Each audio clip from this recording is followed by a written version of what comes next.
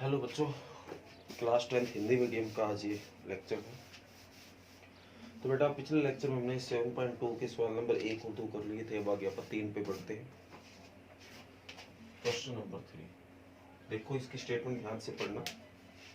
कहता आपके स्कूल में खेल कूद आपके स्कूल में खेल कूद क्रियाकलाप आयोजित करने के लिए एक आयताकार मैदान ABCD में शून्य से परस्पर 1 मीटर की दूरी पर पंक्तियां बनाई गई है।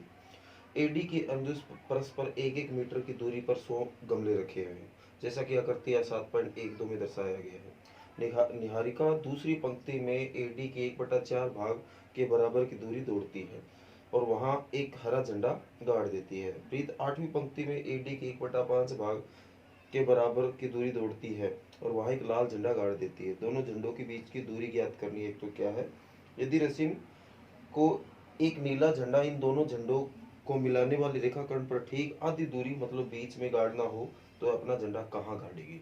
तो देखो, सबसे पहले हमें इस पूरी बात को अच्छे से समझना है। हम आपको समझाता हूँ क्या कह रहा है ये पंक्तियां बनी हुई है जो कि 1-1 मीटर की दूरी पर है। यहाँ जैसे ये 1 मीटर है, ये 1 मीटर, ये 1 मीटर, ये 1 मीटर, 1-1 मीटर की दूरी पर इस तरह ऐसे गमले रखे हुए हैं। ये भी 1-1 मीटर की दूरी पर रखे हुए हैं और ये कुल मिला के 100 गमले हैं। और जो पहली लड़की इसने बताई निहारिका, इन 100 गमलों का 1/4 भाग दूरी दौड़ चुकी है, मतलब 100 का चौथा हिस्सा मतलब 25। तो ये 25 मीटर तो इधर चली गई है और इधर ये दूसरी लाइन के सीध में है। तो इसका हमें ये जो पॉइंट बिंदु निकालना है कि मौके पे कहाँ इस चीज का पता होना चाहिए। दूसरी प्रीत नाम की लड़की है, वो 8वीं पंक्ति में दौड़ रही है और वो 1/5 भाग इस पूरी दूरी का तय कर चुकी है। अगर मान लो सारा 100 है तो उसका 5वां हिस्सा 20, तो यहाँ इधर वो है ना 20 गमले पार कर चुकी है। क्योंकि इन दोनों बिंदुओं से ही आप इन दोनों के बीच की दूरी ज्ञात कर सकते हैं और दोनों बिंदुओं से ही आप ये इनके बीच में जो झंडा गाड़ना है मध्य बिंदु वो भी आप ज्ञात कर सकते हैं। तो देखो, जो पहली लड़की निहारिका है उसमें x का मान तो सीधा दिखाई दे रहा है 2 है, पर y का मान नहीं है। तो निहारिका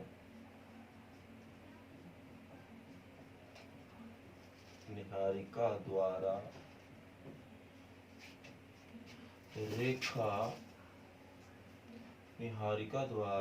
रेखा एडी में तय की गई दूरी, मतलब इस रेखा में तो हमें पता ही है, एबी में तो दूसरी लाइन में, एडी में हमें नहीं पता। निहारिका द्वारा रेखा एडी में या एडी पर तय की गई दूरी एक ही बात है।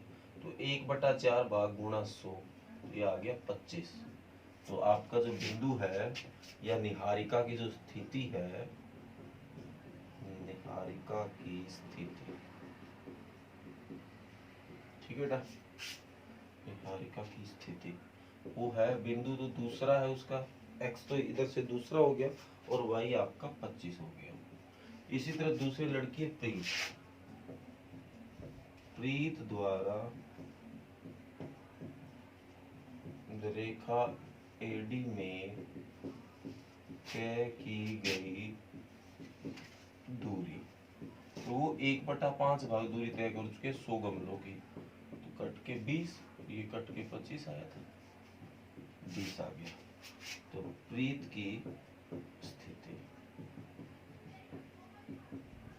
ठीक है बेटा, तो 8वीं पंक्ति में है और 20 ऊपर जो आपका है एडी वाई एक्सिस। अब हमें एक तो इन दोनों के बीच की दूरी ज्ञात करनी है। तो बिंदुओं से दूरी आपको ज्ञात करनी आती है अच्छे से। तो निहारिका और प्रीत के बीच की दूरी, और दूरी कैसे ज्ञात की जाती है उम्मीद करता हूँ आपको बहुत अच्छे से पता है। तो 8 - 2 का स्क्वायर और 20 - 25 का स्क्वायर। 8 में से 2 गया 6 का स्क्वायर और 20 में से 25 गया -5 का स्क्वायर। तो ये आपका 6 का स्क्वायर 36 आ गया, 5 का 25 आ गया, तो वर्गमूल 61। ओके बेटा, तो एक तो ये आ गया। फिर इसने एक बात और पूछी कि मान लो ये निहारिका यहाँ है, प्रीत यहाँ है, दोनों के बीच की दूरी तो आपने ज्ञात कर दी, वर्गमूल 61 आ गया। अगर बीच में यहाँ कोई झंडा गाड़ना हो, मध्य में बीच में कोई मान लो एक और हमें चीज निकाल के लानी है, तो ये जैसे बिंदु आपको पता है 2 और 25 है, ये बिंदु आपको पता है 8 और 20 है, तो ये बिंदु क्या होगा जो मध्य में है। तो इसके ऊपर कल अपन किया था, ये बिल्कुल मध्य में है, बीच में है, मतलब इधर भी एक हिस्सा और इधर भी एक हिस्सा है। तो याद करो कल मैंने एक फार्मूला आपको बताया था जिसमें सारी चीज है। देखो अनुपात है, 1:1 हो गया, अनुपात 1:1 हो गया, दोनों बिंदु है, तो x और y के निर्देशांक, x के निर्देशांक, ठीक है बेटा। तो क्या फार्मूला बताया था, m1 x2 m2 x1 बटा m1 प्लस m2, याद आ गया होगा। इसी तरह y वाला वो भी आप निकाल सकते हो, ओके बेटा। और अगर आप सीधा भी जब मध्य बिंदु निकाल के लाना होता है तो आप सीधा एक फार्मूला और वाला कि वो इससे ही बन जाएगा, क्योंकि m1 की जगह 1 रखोगे, m2 की जगह 1 रखोगे तो भी बन जाएगा। वो फार्मूला ये होता है x1 प्लस x2 बटा 2, ये सीधा मध्य बिंदु निकालने का होता है, y का y1 प्लस y2 बटा 2। हालांकि ये फार्मूला यही है, क्योंकि m1 और m2 की जगह आप 1 रखोगे तो यही बन जाएगा, x2 प्लस x1 या x1 प्लस x2 एक ही बात है। तो आपको मैंने दोनों ही बातें बता दी है, उम्मीद करूंगा कि आप इसको कर लोगे, ओके बेटा। आगे है बेटा सवाल नंबर 4 और 5, दोनों के दोनों सवाल एक जैसे हैं बेटा। स्टेटमेंट पढ़िए सवाल नंबर आप 4 के अच्छे से।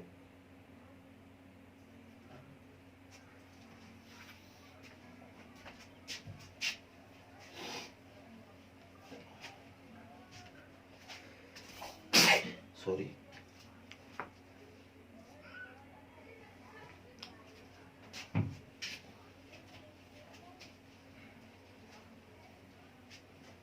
सवाल नंबर 4 और 5 लगभग एक जैसे से बेटा, और दोनों मोस्ट इंपोर्टेंट है, तो ध्यान से देखना। कहता है बिंदुओं -3 और 10 और 6 और -8 को जोड़ने वाला रेखाखंड को बिंदु -1 6 किस अनुपात में विभाजित करेगा। मतलब इसने ये कहा है एक बिंदु है -3 और 10 और 6 और -8 से मिलाने वाला रेखाखंड, इन दोनों बिंदुओं को मिलाया तो ये रेखाखंड बना। इसके ऊपर एक बिंदु है बीच में -1 और 6, कहता है ये बिंदु इस रेखाखंड को किस अनुपात में विभाजित करेगा। तो आपको पता लग गया होगा कि ये सवाल उल्टा पूछा गया है। उल्टा कैसे, कल जो सवाल पूछा गया है, अभी जो अपन एक सवाल किया था उसमें क्या था कि ये दो बिंदु थे, अनुपात था और अपन ये बिंदु निकाला था। अब क्या है, ये बिंदु देके अनुपात पूछा गया है, तो कोई बात नहीं बेटा। तो ए आपको दे रखा है -3 और 10, बी आपको दे रखा है 6 और -8, माना अनुपात, अनुपात आप मान लो बेटा, तो आप अनुपात जो मानोगे वो के अनुपात 1 मानोगे, ठीक है बेटा। हमेशा जो अनुपात मान के चल रहा है आपको के बटा 1, क्योंकि अनुपात का मतलब अपोन ही होता है, डिवाइड ही होता है, तो ये मान के आपको चल रहा है, इससे आपको ये सारी चीज निकल आएगी, ठीक है। तो ये आपका x1 -3 आ गया, x2 6 आ गया, y1 10 आ गया और y2 -8 आ गया, और m1 आपका k आ गया और m2 आपका 1 आ गया। तो बिंदु C का x, बिंदु C का x का निर्देशांक, ठीक बेटा। और x का निर्देशांक कैसे ज्ञात किया जाता है आपको पता ही है, और आपको ध्यान से देखना है कि यहाँ x का निर्देशांक है, नॉर्मली तो अपन निकालते हैं पर यहाँ आपके पास है -1, और निर्देशांक कैसे निकाला जाता है आपको पता है। तो x का निर्देशांक m1 x2 m2 x1 बटा m1 प्लस m2। इस फार्मूले में कोई बड़ी बात नहीं है, मैं कई बार ऐसा लगता होगा आपको m2 लिख के x1 लिख देता हूँ और m1 लिख के x2, क्योंकि ये m1 के साथ x2 होना चाहिए और 2 के साथ 1 होना चाहिए, ये इधर लिख दो और ये इधर लिख दो, इससे कोई फर्क नहीं, क्योंकि प्लस ही होना है। तो बिंदु C का x का निर्देशांक आपके पास है -1, निकालने का तरीका आपको बताइए क्या फार्मूला है, m1, तो m1 की वैल्यू k, फिर आएगा x2 उसकी वैल्यू 6, फिर आएगा m2 उसकी वैल्यू 1, फिर आएगा x1 -3 बटे में m1 प्लस m2, तो k प्लस 1 बराबर ये क्या दे रखा है -1। हल करो, 6 के -3 बटा k प्लस 1 बराबर -1, तो आर पार गुणा करो भाई, तो 6 के माइनस 3 बराबर इसकी इससे करूँगा तो के प्लस 1 हो गया। तो 6 के माइनस 3 बराबर माइनस के माइनस 1, तो 6 के माइनस का के इधर के प्लस का हो गया, माइनस 1 पड़ा और माइनस का 3 इधर के प्लस का, ये 7 के हो गया और ये 2 हो गया। के बराबर क्या आ गया 2/7। तो के की वैल्यू आपकी क्या आ गई 2/7। तो यहाँ रखो। तो अनुपात जो आपका है के अनुपात 1 था, मतलब के बटा 1 था। अनुपात मतलब रेशो बटे में ही होता है। तो के की वैल्यू 2/7/1, तो ये 1 का तो कोई रोल ही नहीं होता, बटे में आपको होता है। तो ये 2/7 ही आ गया, इसका मतलब 2:7।